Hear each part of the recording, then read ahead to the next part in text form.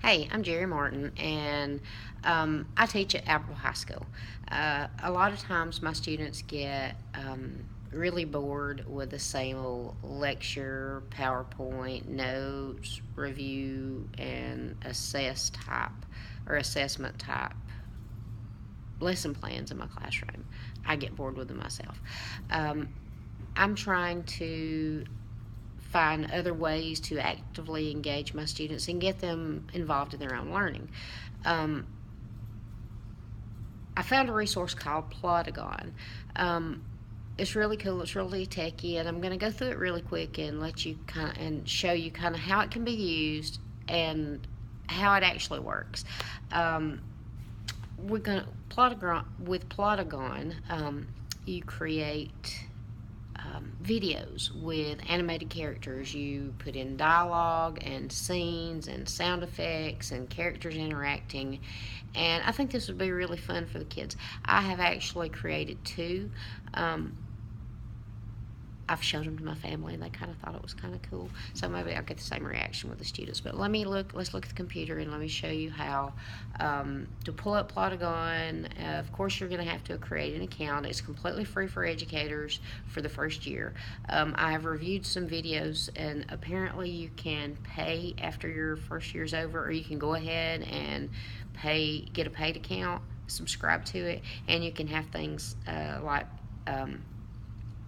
you can access a store where you can buy new characters and new scenes and stuff, but we'll get to that in a minute.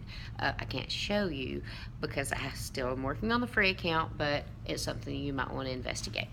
Okay, there are videos on it on YouTube if you were really interested in buying a new account, but here goes. Alright, I may need to get that a little bit closer to my computer screen.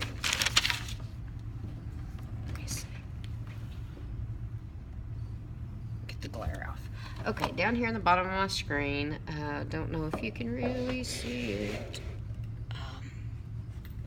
Right here is the little icon that says Plotagon. And now it's loading. Ooh, I didn't realize that it was going to be backwards. Anyway, at the top, it tells about what it is that you can create a new plot. These are two videos that I have made, and here is an example plot that it goes ahead and give you. We have characters. It has a couple of characters already there. These are some I've created. There's me, Miss Martin. I don't know how well you can see me there. I only wished. There's Susie. Let's just create a new character real quick. Oh, Albert Einstein and Isaac Newton. You get to choose here to whether you want a male or a female. Let's go. I've only done females. Let's do a male this time. All right. You can randomize the male and make him look completely weird and with clothes and everything. Let's go back to a regular male. We are going to, you can change his facial expressions. We can do an old man. Oh, let's do an old man. Oh, let's do a frumpy old man. All right, and he's got skin color. You can change it to even, darker shades, or he could even be a green Martian man. The next thing would be you can give him different hairstyles. So I'm just gonna really go through this fast. He's gonna have black hair. No, let's make him funky. Let's make him have. Oh yeah, that's a good one. Okay. Next, you can do facial hair, any type of characters, the curly mustaches and things. It's really cool. You can adjust eye color. You can make him to where he has makeup on, eye makeup on. That you can get really funky with this. Eyeshadows. You can make him where he's just a really crazy character. I think we're gonna go with normal. Okay, you can adjust his eyebrows. Hey, you can even give this guy a unibrow there, which is kind of cute. And we'll just do regular lip color. All right, we can put some glasses on him. We can change his clothes. Well, on this one, I can make him wear a suit and tie, or we can go with what looks like a bowling shirt, I guess. Pants. He can wear jeans and converse are fine. And then this little icon lets you check his voice. Do you want him to have How do I sound? that voice? How do I sound? How do I sound? It gets a little lower. How do I sound? How do I sound? Okay, all the way to the deepest. How do I sound? All right, I like him to be that way. And now we get to name him. We're going to name him, I know, Dr. Spock. Comma, we'll just do Dr. Spock. Okay. Let's see, now we've created a new character. Now you can go to plots. If you create a new plot, which I'm going to really do one really fast, it gives you scenes. You click on the location and you can be anywhere, like a ballroom for dancing. You can go to make it at a bus stop. You can a crime lab, a high school classroom, just any of them, and you can put which character that you want in there. Let's say we're going to do Dr. Spock is at the teacher's desk, or you can have him standing at the whiteboard.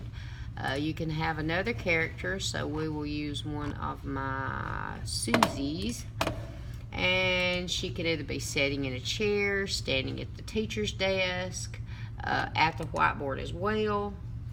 No, we can't have her. You can't put them on top of each other. Let's see, she'll be there with a blue book. You can add dialogue, which I can make Dr. Spock say good morning to her, and you can even use figure out how you want him to say it, whether angry or he can use the air guitar and say good morning, Susie.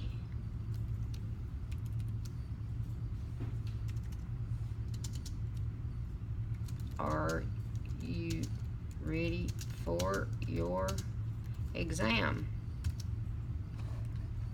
All right, and so if you want to check that out, and it even has, if you want to use your own voice, I think this is new. Instead of using the animated voice, I think that you can add your own voice as being one of the characters, but I'll play it really fast. Good morning, Susie. Are you ready for your exam?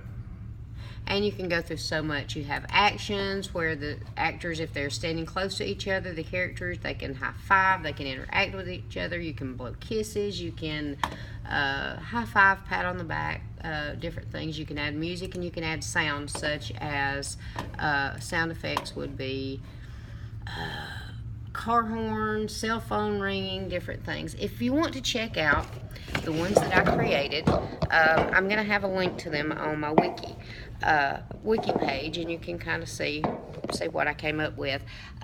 It just lets students become active in their own learning. One assignment that I thought I could do is make them have a written portion, but also make them create a podcast or a Plotagon video about using the scientific method. One way would be, I would say, figure out a problem that you have that's a real life problem, not one that has to do with school, like finding X or Y. This is a real life problem, because I always tell my students that all of us use the scientific method. We just don't go through it in our brains step by step as we would in the classroom. So I told them to use the guide for when it's written down for the scientific method, which is state the problem, form a hypothesis, yada yada, and go through that on paper and then form a skit or a Plotagon action thing and put it into real life. Not necessarily stating the steps, but in real life how forming a hypothesis on a written paper would translate into real life by, I wonder what the problem is, or my car's not cranking, there's got to be a reason why, and I think it is blah, blah, blah, the battery or the out of gas or whatever. And then they would go through all the steps. Anyway, it just kind of, this is a really good way to connect real life with our science, some science lessons, and get them to let me understand, bring more personal learning to it, and maybe even deeper understanding of how it works. So sometimes whenever I give this assignment to students without the plotogram, it makes them think, oh wow, this scientific method isn't just book stuff that I'll never use. I use this stuff every day, or every time I encounter a problem. So anyway, I know this has been a little bit long of a screen capture, but I needed to make sure that I told you how to use it, how it could be used, and hopefully maybe it got you a little excited about trying it just for yourself. Anyway, download your one. It's free, and try it out and see how you might could use it.